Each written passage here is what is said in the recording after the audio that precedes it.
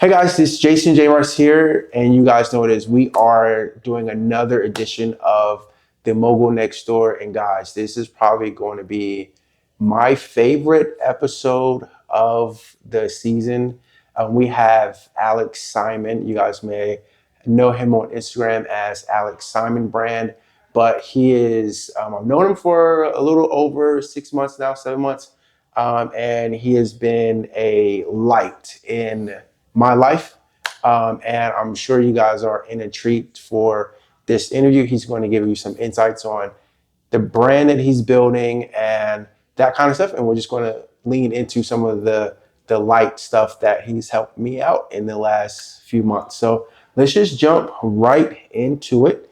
So, Alex, for those unfamiliar, could you give a brief description of your journey in the real estate world? So real estate, I would say I always had the knack to want to get into it.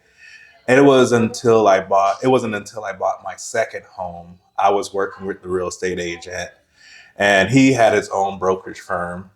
And I basically was kind of running the transaction on my own. Once he got me under contract, I'm like, hey man, you go find somebody else. I'm good. Or when it came to showings, is around the time Open Door was really big. I was like, hey, you know what? I'm just gonna go drive the neighborhoods myself. And then if I find a neighborhood that I like, then I'll make sure, let you know so we can set up some showings.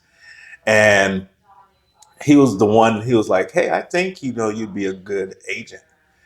And so by December of 2018, I had got licensed, like 5 months after I bought my home. So, and then now, going on my fifth year, I don't see me doing anything else. Okay.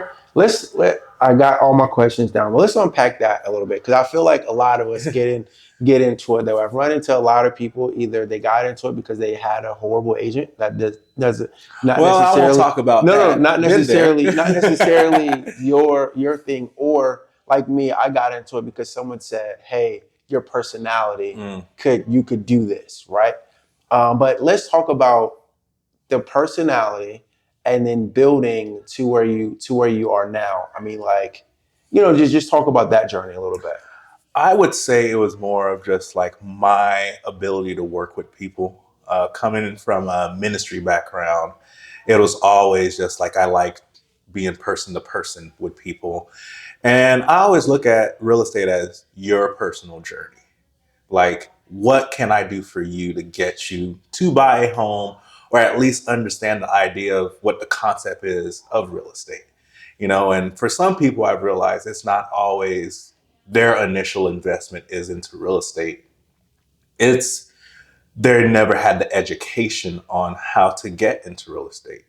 So I always tell people I don't sell people homes. I educate them on how to buy or sell a home because I don't assume like the last person they talk to helped them understand that. But then I also understand that it's up to me to make sure that they have a full understanding of what they're getting themselves into if they want to move forward. Okay. So I guess we talked a little bit about the initial draw, but before you wanting to buy a home and your realtor helping you purchase that home, was there any like inkling that you may want to do this as a career? I think when I got out the Marine Corps in 2011, the only reason I didn't get into real estate was because it was full commission. Like I was like, no, I need an income, and now going on my fifth year of I call it, feast or famine, because that's what real estate is. Everybody tries to make it look glamorous, but it's Yeah. work, it's Yep. grit, but it's also realizing that I've always wanted to do something like this. I just didn't have the courage initially getting out the military. That was already its own thing. And then to not have income on top of it, that was something for me that I realized that, oh, I don't know if I'm ready for that. And then immediately upon getting into real estate, I realized, oh, you should have done this 10 years ago, but you probably would not have been as good 10 years ago because you didn't have the education that you have now. You didn't have the mental aptitude to want to learn something, like real estate. But then it's just like, I remember that everything's on its own timing. Like there's perfect timing to do things that's just for you, and always understanding that when you look back, you realize, okay, I may not have been able to handle the stress of real estate because I just wasn't built like that yet. So, do you think some of your Marine Corps background helps you in the day to day of real estate? Now, I know you're the rules you asked that because, like, I follow you. I know you're Yeah. very, and what you teach us is more so be about your routine. You know Yeah. what I mean? So and I could be wrong. I only know the military from my father's perspective, Mm-hmm. and that's not really a lot because he was kind of kept me away from it. Mm-hmm. And what I see on TV, I know it's totally not that. But do you think that it still helps you with some of the mundane tasks that we're tasked to do as a realtor? So for me, I believe that once a Marine, always a Marine. But I also was a Marine recruiter. So similar to any other sales job or recruiting job, you had to have people skills. You had to have discipline. You had to have like systems that work. And I got really good at that. As a recruiter, it's a 3-year tour to do recruiting duty. So I realized there was a system that had to happen, referral system. Even on recruiting, there's referrals, guys. And that's your family member, your cousin, like somebody who never would have thought of joining the military, but I would invite them to basically workouts. I'm very big on fitness, and I would invite these young kids to workouts, and then they have the older cousins come out, and I would just use that as a way to get people interested in joining the Marine Corps, not necessarily ever asking them, do you want to join, until it was that part of the closing. But it was always more about building those connections, which you can carry, which for me has done great for me in real estate because I'm a networker. I will connect people to make sure that if not in real estate, we can do something else. And that has helped my journey in real estate a lot because as a Marine, I've always known, and like each one protect one. Those are things that even in this industry, I don't see a lot of it, but it's up to me to create that atmosphere I want to be around. No, yeah, like I totally get that. Like, before we continue, I just want to give you your flowers, bro. Yeah. Like, I had no plan to do that, but I just appreciate everything that you do, that you've accomplished, all the stuff that you. This is supposed to be at the end of the interview, but we're going to do it now. All the stuff that you've helped me grow, and which is going to lead into the next question. But over the past few months, that you've helped Appreciate me you. grow, and as you help all the guys grow, but as like a team lead, team owner, how do you do that for your team? I'm sure it's probably the same way, but how do you be that beacon of an example? I do it first. And that is me. If I want you to dress well, I show up dressed. If I want you to have the right mindset, I say it first. I'll correct you. Like, no, we don't think, we believe. And I feel like not too many people practice what they preach anymore. They'll tell everybody to go do it, but the actual example or application of it, if you're not showing people that, don't do it. Okay. No, I mean, absolutely. That kind of comes from like, I get a really good understanding of that because like I remember when I first was like, hey man, I want to do this, and then you were like, okay, well, why don't you do that? And I was like, I was like, okay, it's not that simple. He was like, no, it's literally that simple. Okay, so my next question is, as a team lead, team owner, what sets you guys apart from everyone else, and what do you preach to your team to help them stand out from the group? Not only the team, but from a broker standpoint, we believe in that customer is the most important thing. The seller comes first, the buyer comes first in that process, and making sure that we provide them with all the information that they need to make a decision. not only from a traditional side, but also on the investment side of things, making sure like, hey, you may not have a home that can go to market, but we still want to help you meet your end goal of getting you money that you say that you need. And I think a lot of times traditional agents are not well versed on the other side of the industry where you can possibly make more money if you understand like how to help that particular client for their specific need. I think a lot of times people try to make just boxes to put people in without truly understanding, okay, for you as a client, if we're going to sell your home, what is your next step? I could put your home on the market, but I may have another way of not only helping them sell their current home and buy a new home, but I may be able to connect them to a person in another state or the right lender that can help the whole process come together. And I don't feel that I see a lot of that to where it's a service to the client, not just, I need to get this commission check. There's a big difference. Recently, I was given a referral of a investor out of town, never met him. I was simply just talking between him and his wife through text, and they had their spreadsheets of homes they wanted to see. And that first visit, picking somebody up that you don't know, there's not much rapport built outside of what the texts were or small conversations. I took the time to try to understand them and say, okay, what you say that you're looking for, I don't believe that we're seeing that today. And he appreciated that because we had showings 2 days later. He's like, you know what? I want to tell you, thank you for educating me. He's like, because I went and talked to people and exactly what you told me is exactly what we need to be looking for. So it felt good to get that from, somebody who doesn't know you, but also I want every client to have that same experience. So as a team lead, I expect that from the agent. And that starts with how I treat them and how I make sure like, hey, what's going on in your life that I can help you with? I don't care if it's, hey, let's stop and pray right now and do it with them. Or, hey, you have a problem with closing. Let's dig into what questions you're asking. And not too many people are taking that personal approach towards the agent and giving them proper mentoring that's going to help them excel.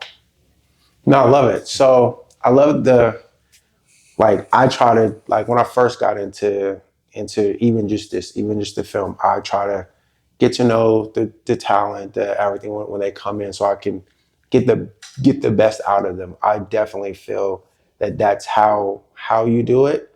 And was interesting, guys, is he does this for just everyone, honestly, which is like it's an uncanny ability.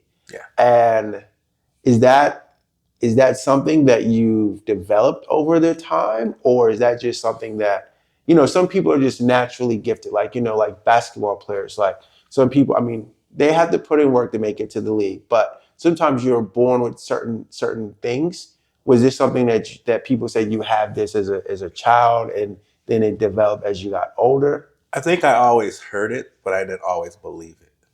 It wasn't until I started believing in my God-given gifts that I was able to see the impact on people. So that's why you've seen a lot of my content lately has been a lot more forward facing and a lot more in your face, because people have told me you have a voice of impact. It forces me to go and actually do what you just said. And I had to learn that for myself, because there was a time people were like, what would Alex do in my own situation? You're like, yeah, you're your own best help sometimes because you do it for a lot of people. And I've realized I've had to find mentors who are always just a little bit ahead of me. So I didn't have to deal with my own thing, but I still would deal with it for myself. But I made sure I always had someone a step ahead of me. And what I've learned is when you accept your talents and your gifts for you first, you can help other people, or else you're just talking. We have a lot of that. I've said it lately that there's a lot of podcasts, there's a lot of courses, not enough application. So learning application and understanding my gift for myself, I can better help and serve others. I love that. I love that. So right before we get into it, so in a business where big money's at play, you say you're starting to work with investors and things of that nature. How do you ensure that your team does everything? Because I know you as probably one of the highest integrity individuals and character individuals that I've ever come across in such a short time of getting to know you. How do you keep that and make sure that spills off into your team? And I know, like, a lot of people say, well, it's just hiring the right individuals, but sometimes I feel like things can be learned, right? But how do you keep that how do you manage that? You teach transparency in a world of, I call it, we live in a world of disclosures in real estate. So in my own life, I'm like, whether it's real estate or personal, I say full disclosure, full transparency keeps people with integrity. Because if everybody knows what's going on, there's not a chance for people to assume things. They will ask more clarifying questions. So teaching people to clarify what they're hearing is the biggest thing that you can do in any team environment. Hey, because everybody's interpretation may be different. So taking the time to explain to them, like, hey, you need to ask more questions so that you understand fully what they're saying. Because you may be only responding from what you already know because the last person said it, and they may be saying something completely different. So teaching people how to have active listening, transparency, and just always understand when in doubt, disclose. That helps you keep the integrity of everybody who's involved. I love that. I love it. So now what I want to do is I want to switch gears a little Okay. bit.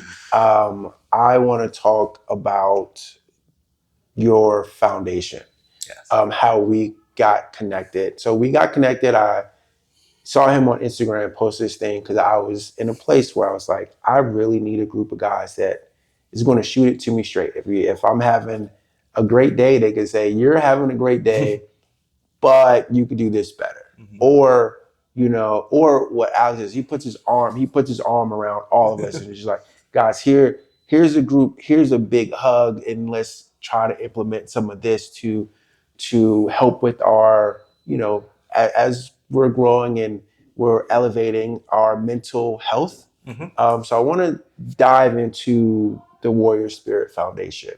One, I know you said earlier that you had a background in the ministry, Mhm. but what drew you to start this back up? And yeah, let's just unpack that first. I think I've always had the ability to speak well to people, like tap into their life and have them do things. And it wasn't until I was in my own situation and I couldn't find a group. I couldn't find it. So I'm like, well, you create it. You can't find something, you create it. And the more guys that I was able to do one-on-one like we're doing right now, the more I saw people grow. And then I was just like, well, the foundation came about from just, I helped one person for like a season, like 6 months. And he's on my board. His name is David. It impacted his life so much that he had felt stuck for 12 years at one job. But then we would have once a month where we'd go to work out. And after the workout, we'll go next door to Protein House and we just unpack. Okay, like, tell me about your life. Tell me what you're doing. Not more on a counseling basis, but I call it intentional friendship. Because I'm your friend, I want to know how I can help you. And it drastically changed his life, his relationship with his partner, with how he went to work, with how he ran his teams at work, to now, to fast forward, almost 3 years later, to start the group almost 18 weeks ago. That was a hard step because I'm like, oh, now I'm responsible for this. But I always tell people it's the best decision I didn't want to make, because to see the impact of purely something started off of Instagram. I'm always going to tell people that I use social media to connect with people. And it was the first example of taking it off social media and putting it in person. That's how we connected. You didn't know me. I mean, I knew people like we have friends and like Friends of friends. friends of friends. And it was weird because it literally one of my friends was like, hey man, you gotta meet this guy. And I'm like, he was like, he dresses like Ramon. He was like, he dresses so well. I'm like, Ramon, you wear a 3-piece suit every day. I don't know anyone that dresses like you. He was like, no, you guys remind me a lot of each other. Like it's not like a suit, but it's like, a little flash, a little. Yep. And I was like, okay, cool. And literally, I probably like 2 days later, I saw your post, and I was like, I don't know if you guys have ever read The Alchemist or I'm weird. I read a lot of books, and I'm like, okay, well, there's your sign. Okay, I've been looking for this. God said, here it goes. And like now it's to a point where my wife on Wednesdays, she's like, oh, I know what today is, and I need you to go do that because it seems like Wednesday night when we meet, and then it carries me throughout my week, and it's like the best thing ever. Even when I mean the room of strangers. I remember the first. We won't tell the world about it, but I remember I had a very specific problem that I was dealing with, and Alex goes, okay, the group of guys go, man, you cool, just go and have that conversation with your wife. And I was like, I don't know if I want to have that conversation, but I did, and it was the best thing ever. And then I've just been tapping into everything, and everything that has been coaching or we talk about through the group, to the point where last week we pointed out a big thing about therapy. And I was like, you know what, this is gonna sound weird, but I got home and I told my wife, I said, hey, I think once we get done with all our travels, I think I want to hire a therapist. And she was like, okay, cool, me too. Nice. I was like, oh, you don't think I'm weird about doing that? And then it's been kind of cool. But so leading into my next question, what do you think about mental health, particularly for men, that why it's often overlooked or stigmatized? Because it's not taught. Like we didn't see our fathers do it or our grandparents do it, and it wasn't a common conversation, because men are meant to, hold it down, as they would say in our communities, and never show weakness. And I think that was the cause of many men not seeking help, because it was not identified early on. And I'm a firm believer of, if I can change it for my future generation, i.e. my kids, why not? I can't go back and change what my parents didn't know. They may have been doing the best that they could to teach me certain things. And I realized with men, I heard it the other day, men are not looking to be loved. They are looking to be made felt powerful. And trying to have a man tap into his emotions would make him feel weak if he hasn't been taught that it's powerful to understand your emotions, because you'll have better relationships, you'll have better interactions if you understand what type of emotions exist within you.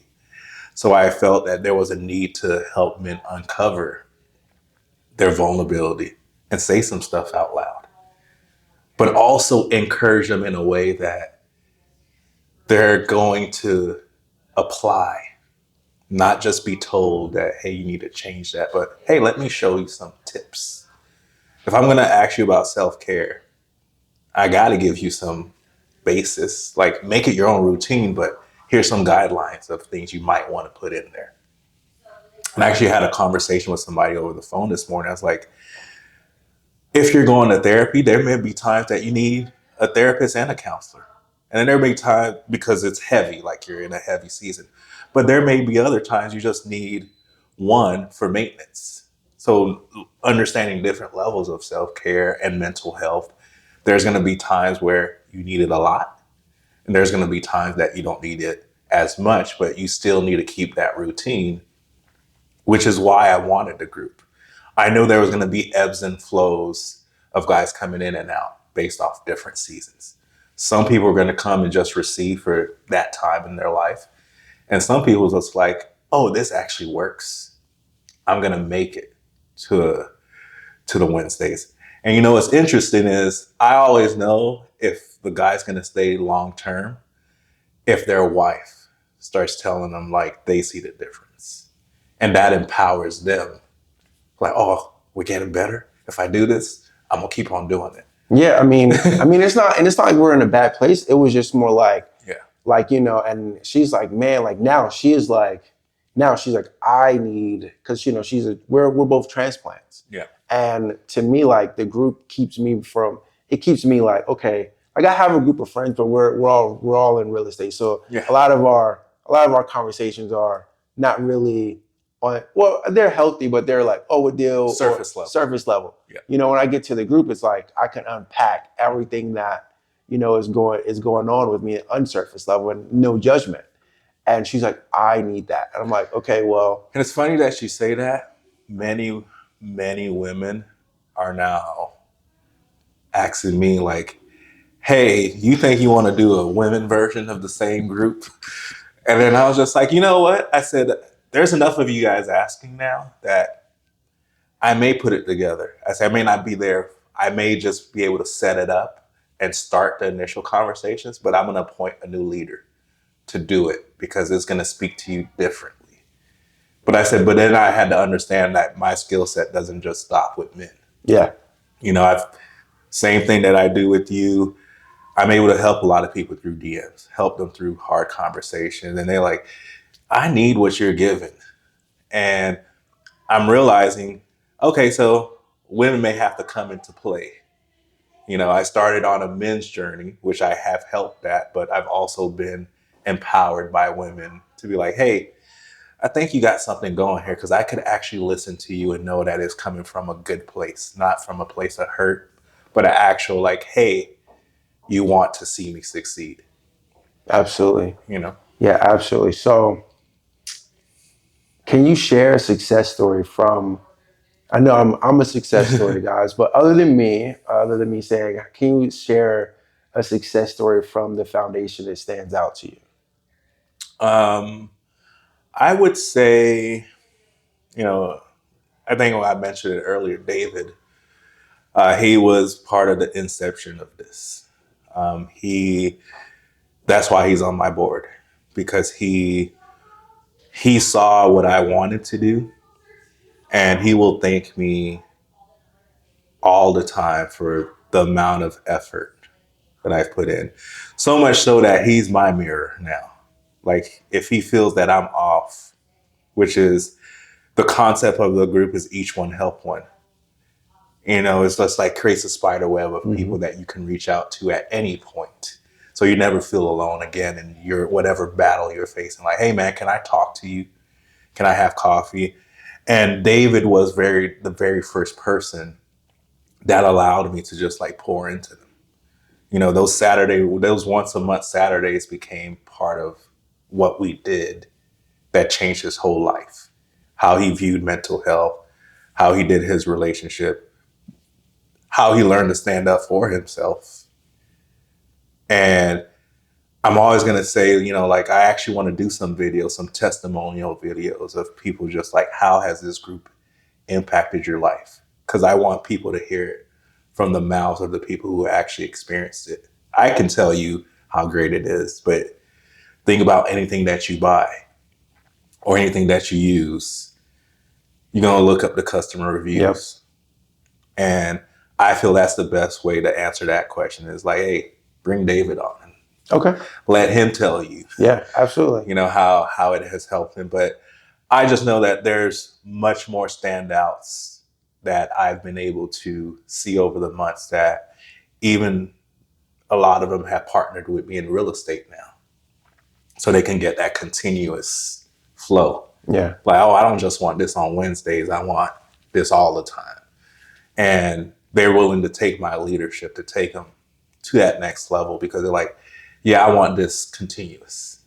And then I'll meet, people's spouses and just like, thank you for creating. And I feel that that's the most authentic way of saying, oh, what I'm doing works. When the spouses realize, like, yeah, I make sure he's at Wednesday night, just so you No, absolutely. I'm know. telling you, like, my wife goes, I was like, I wanted to schedule something. And I was like, she was like, but I know Wednesdays and then like normally like she'll be like, well, like today, like now I started the podcast and I'm like, hey, I got to go shoot content episodes. And she's like, normally you're around to do stuff in the daytime. I'm like, yeah, but I was like, I just need 2 weeks. And she's like, all right, get all your stuff done, because she wanted, she does all these appointments and wants stuff to get done, and it's easier to get done in the daytime. But okay, so now brings me to my next question. How do you ensure balance between the demands of your real estate business and the foundation? Time management. Okay. I am a calendar person, and I actually I believe in the power list, focusing on 5 things for the day. And I actually try to finish my workday before 3. I try to say it's between 10 and 3. Let's try to max out.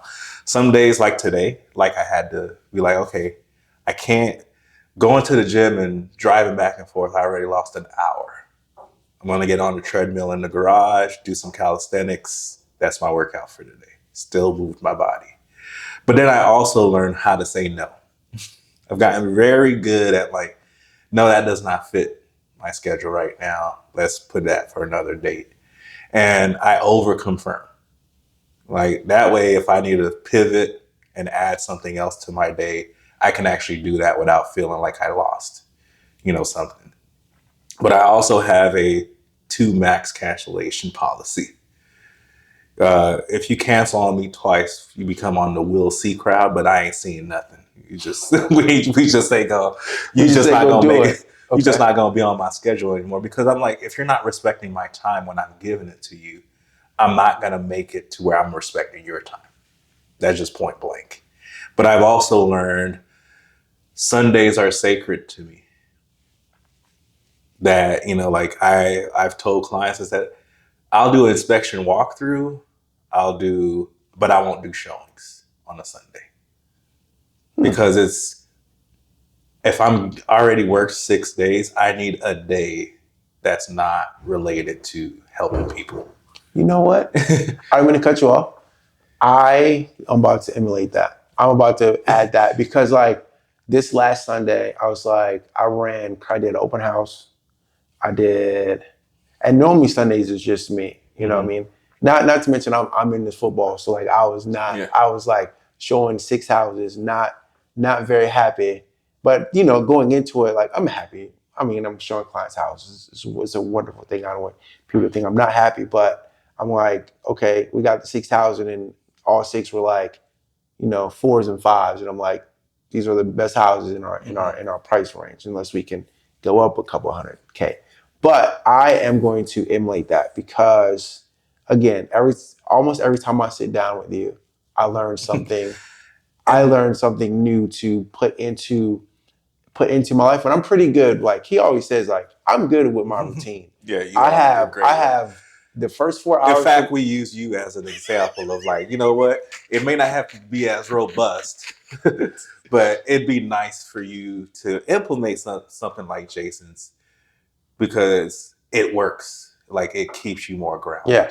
But I've also understood that why I kept Sundays the way that it did.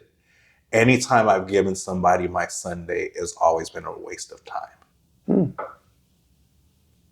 And I'm not sacrificing time with my kids for somebody to just say like, oh yeah, I didn't want to do this anyways.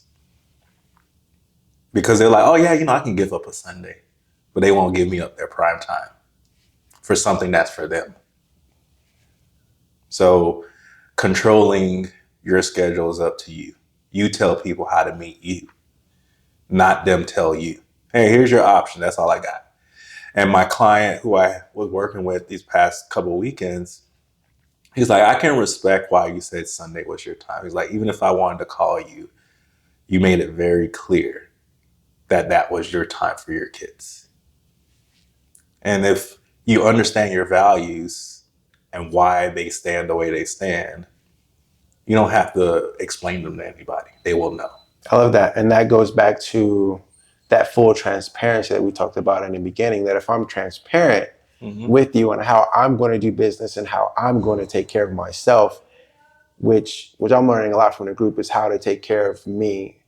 And then that way I show up better for everyone else. And that's what my wife is saying. That's what everyone's saying. I can't speak for that. I can just speak for me, Yeah.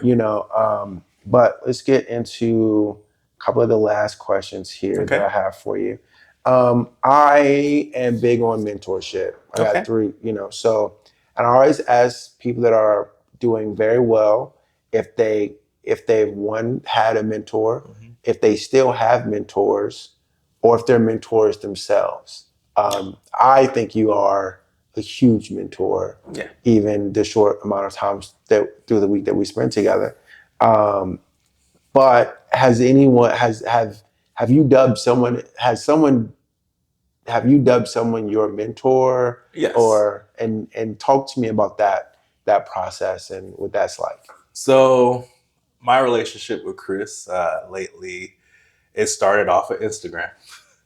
And he's an Air Force veteran. And he was somebody who, from meeting him, I was just like, I can learn from this guy. And it would be simple conversations. And he's just like, you need to look at these as life lessons, not failures. Failure would mean that you're not here.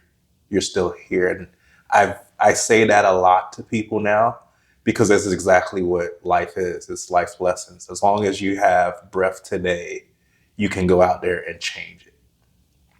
And he's spoken to my life, and when I have my mentors, we have our routine. And he'll just text me. He's like, Monday at 10? Because usually I leave my Mondays open for just like if somebody really needs something from me, or I use it as my admin day.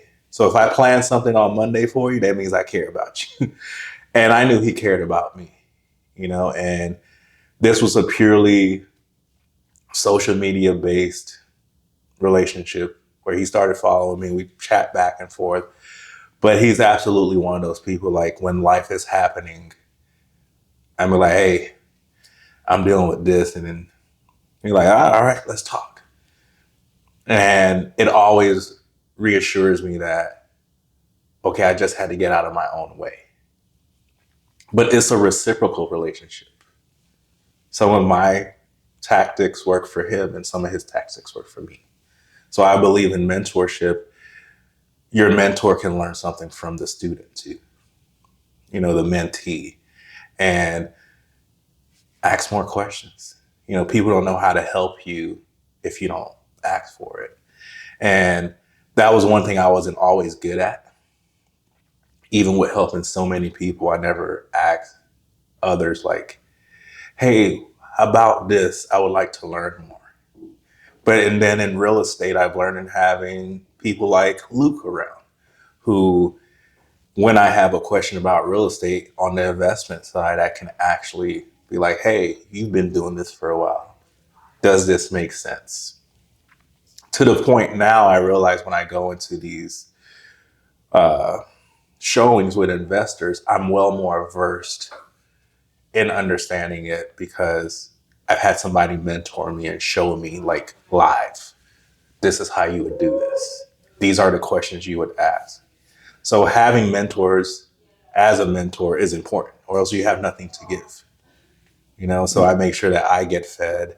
Ron Tolson, my pastor, he's a life coach. He's a pastor. He does all these things, but he's still, the best thing is being able to just pick up the phone and be like, hey, you good, bro?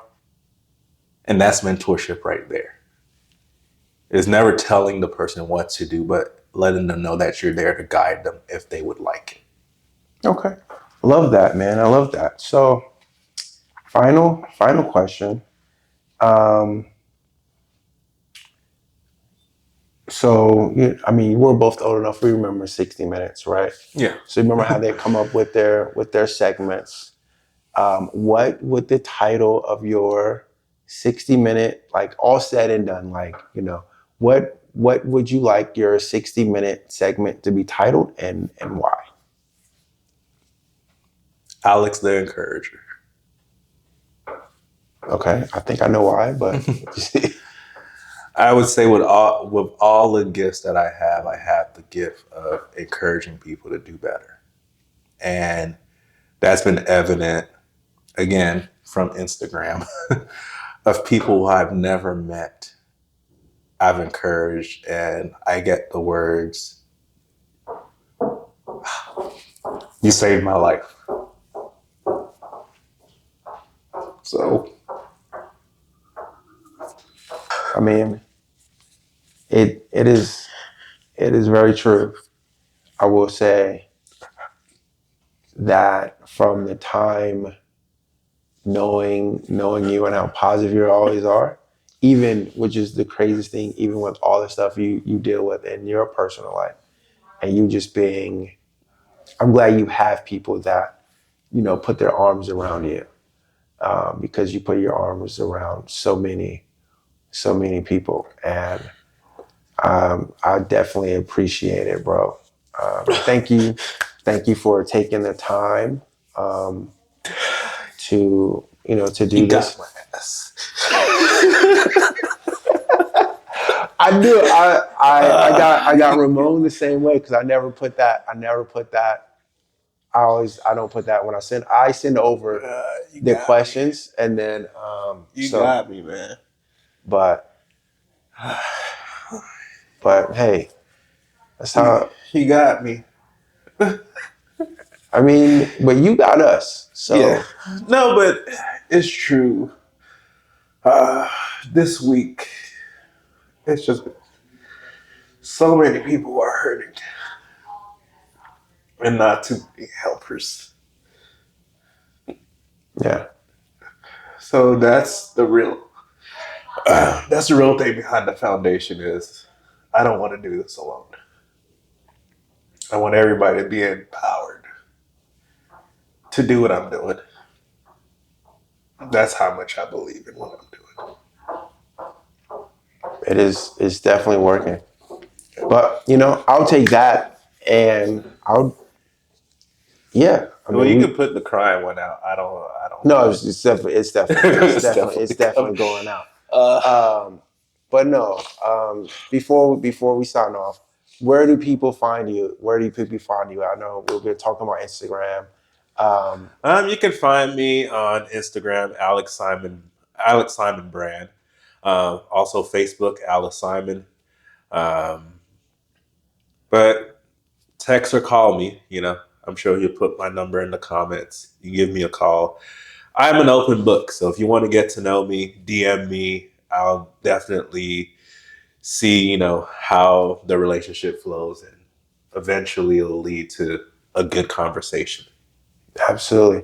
Well, guys, thank you so much for tuning into this episode. If you watched it, I definitely appreciate you. If you listened to it, I definitely Mhm. appreciate you. If you found any value in this episode, please feel free to like, comment, and share, because that's how we grow. So again, if you found value in this, just like, share, comment, reach out to one of us, both of us. We're happy to help. Alex is definitely happy Yeah, to help. don't tell Jason you ain't had to get me like that, bro. I had no idea. I didn't know that was going to happen. But I'm happy it did. It's like, it just makes me feel like, and I'll say this and I'll sign off. Like, before I started doing this, I remember I said, Alex, I think I want to do this podcast. Two things that we talked about. I won't tell you about the one thing that he said, do it. But he was like, yo, bro, just do it. I was like, it's weird how you just sometimes just need that bit of like, oh, go do it. And every time I sit down and talk to a professional, we run into like how great it is, Mhm. and get into a whole nother side conversation. But that's really it for today, guys. Thank you again Thank you. so much, and you guys have a great day.